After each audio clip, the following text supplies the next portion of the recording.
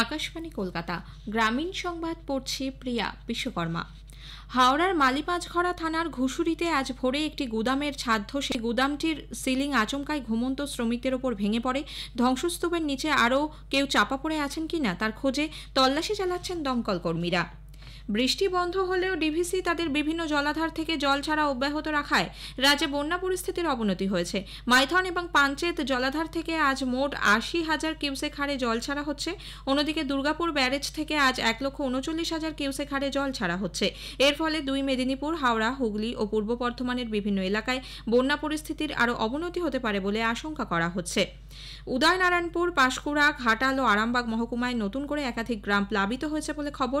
প্রশাসনের তরফে এইসব এলাকার বাসিন্দাদের নিরাপদ স্থানে সরিয়ে আনার কাজ চলছে।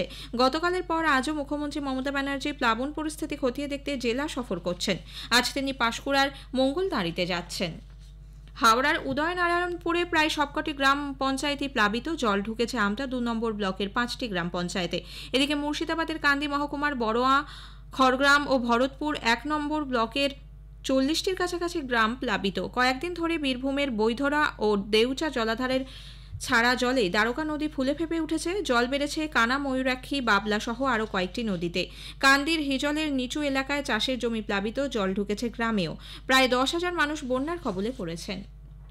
আরজিকর কাণ্ডের আবহে উত্তর দিনাজপুর জেলার কালিয়াগঞ্জ স্টেট জেনারেল হাসপাতালের পরিষেবা ও নতুন ভবনের নির্মাণ কাজ গতকাল সরেজমিনে ঘুরে দেখেন জেলা শাসক সুরেন্দ্র কুমার মিনা। রোগীদের কাছ থেকে শোনেন তাদের অভিজ্ঞতা। হাসপাতালের ভেতরে পরিষ্কার পরিচ্ছন্নতা দেখে তিনি খুশি। কালিয়াগঞ্জ স্টেট জেনারেল হাসপাতালে ২০০ শয্যার যে নতুন স্বাস্থ্য ভবন তৈরির কাজ চলছে তাতেও সন্তুষ্ট জেলা শাসক। মালদার গাজল ১ নম্বর অঞ্চলের অঙ্গনওয়াড়ি কর্মী ও সহায়িকাদের যৌথ উদ্যোগে অন্নদা শঙ্কর সদনে গতকাল পালিত হল পুষ্টি উৎসব। আইসিডিএস প্রকল্পের অধীনে এই অনুষ্ঠানে গর্ভবতী মহিলাদের বসিয়ে স্বাদ খাওয়ানো হয়। শিশুদের জন্য হয় অন্নপ্রাশন।